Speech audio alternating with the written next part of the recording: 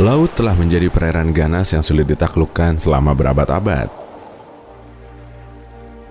Banyak kapal terhempas angin dan berakhir dalam tragedi. Sebagian diantaranya memang bisa diselamatkan, tapi kebanyakan harus takluk pada nasib sial. Pada tahun 1834, kapal Pilgrim mulai berlayar dari California menuju Boston. Pelayaran ini melewati Amerika Selatan hingga Cape Horn di Chili. Nah, beruntungnya Richard bisa mengawali karirnya sebagai pelaut di kapal Pilgrim. Rekan krunya mulai nyeritain soal Selat Drake di Cape Horn yang terkenal mencekam.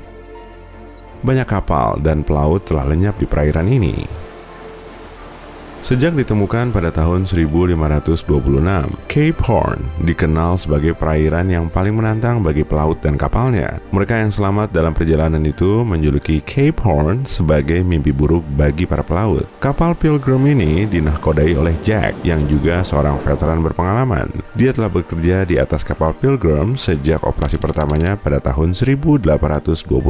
Jack sudah berkali-kali melewati rute ini, dan dia selalu mendapat pelajaran baru tiap kali menyeberanginya. Kapal Pilgrim telah diperbaiki sejak pelayaran terakhirnya setahun lalu. Richard makin kagum dengan pengalaman Jack, karena saat ini dia baru memulai pelayaran pertamanya. Jack juga yakin kapal Pilgrim bisa menjalankan tugasnya dengan baik, meski kapal kecil ini cuma terbuat dari kayu dan bertiang dua. Jack tahu, lama-lama kapal kayu akan ketinggalan zaman dan tergantikan oleh kapal uap yang lebih modern. Tapi Pilgrim lebih bisa bermanuver, makanya dia lebih mengunggulkan kapal ini daripada kapal baja.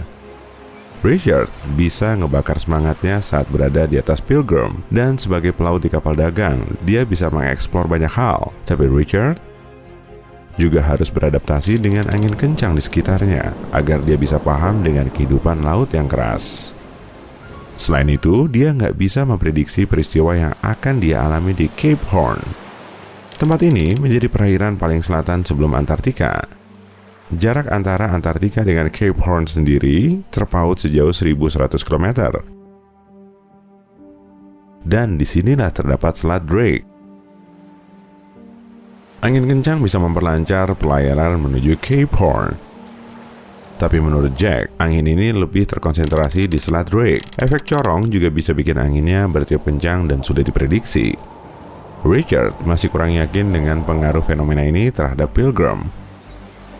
Tapi dia tahu nggak ada rute lain yang lebih gampang diarungi. Beberapa hari kemudian,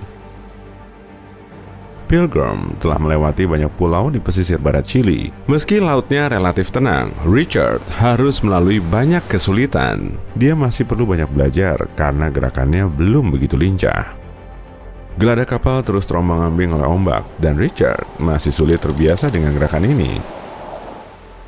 Ombak besar bertubi-tubi menghantam Pilgrim dari berbagai sisi saat kapalnya mendekati Cape Horn. Tapi sesaat kemudian, Richard melihat gumpalan awan tebal di kejauhan. "Kita udah sampai di Cape Horn," seru Jack sambil terbahak.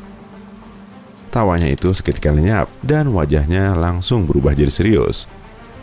Dia tahu betul dengan apa yang menyambut mereka. Angin kencang mulai menerpa layar dan para kru langsung berpegangan pada tali. Richard mati-matian menyesuaikan layar belakang kapal untuk mengimbangi angin selatan yang bertiup kencang.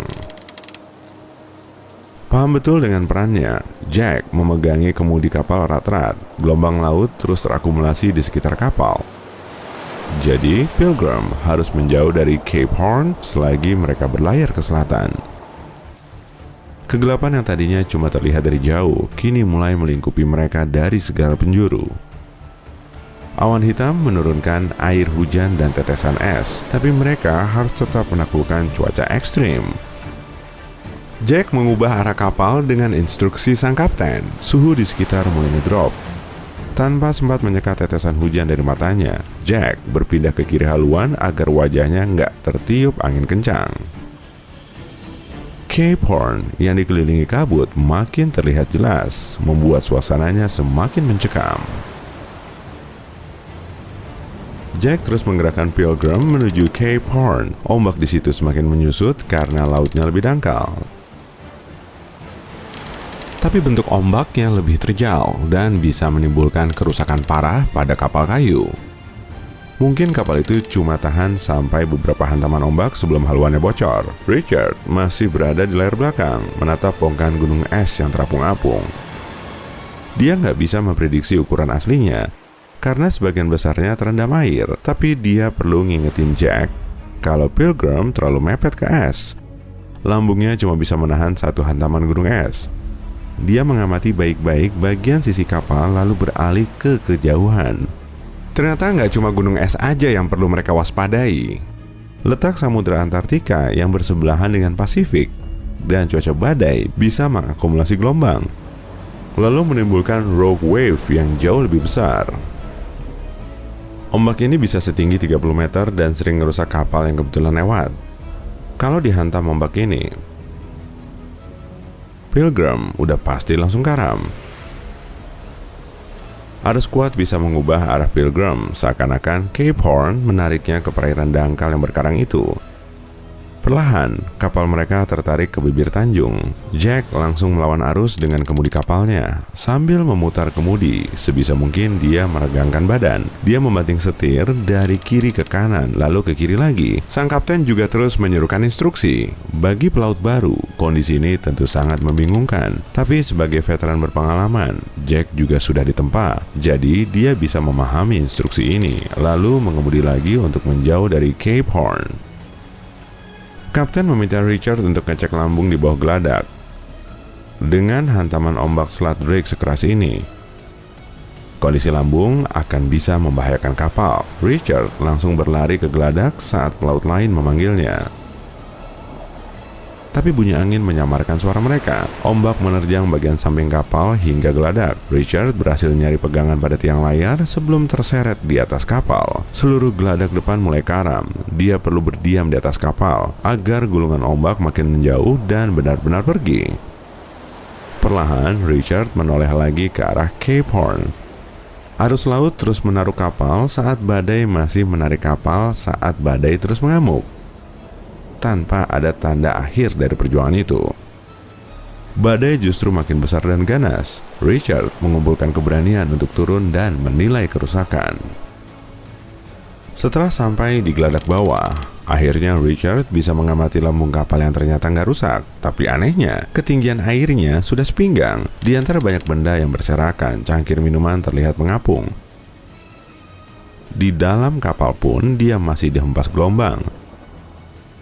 Karena masih kebingungan, Richard cuma bisa berdiri mematung sambil menyaksikan bencana alam dahsyat itu.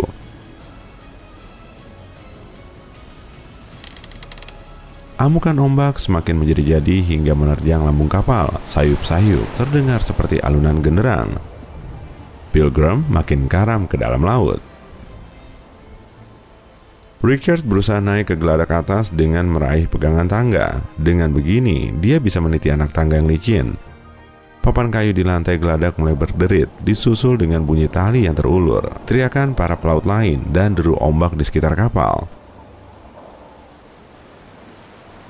Jack berdiri di dekat kemudi dan terus fokus menjalankan tugasnya. Dia harus tetap melawan terjangan angin, ombak, es, dan embun beku. Kondisi di sekitarnya seakan-akan terus menggoda Jack agar segera mengalihkan perhatian dari tugasnya, tapi dia nggak mau menyerah. Selama 9 hari, para awak kapal Pilgrim terus melawan perubahan cuaca berbadai dan menghadapi semua rintangan yang ada. Hingga akhirnya kapal itu berhasil melaluinya. Setelah menjauh dari badai, kru mengarahkan kapal mereka ke utara menuju destinasi terakhir. Akhirnya, Richard bisa menikmati pemandangan matahari yang mengintip di balik awan pekat. Tapi dia kehilangan ransumnya selama badai. Apes banget. Tapi untungnya, Jack mau berbaik hati ngebagiin ransum miliknya.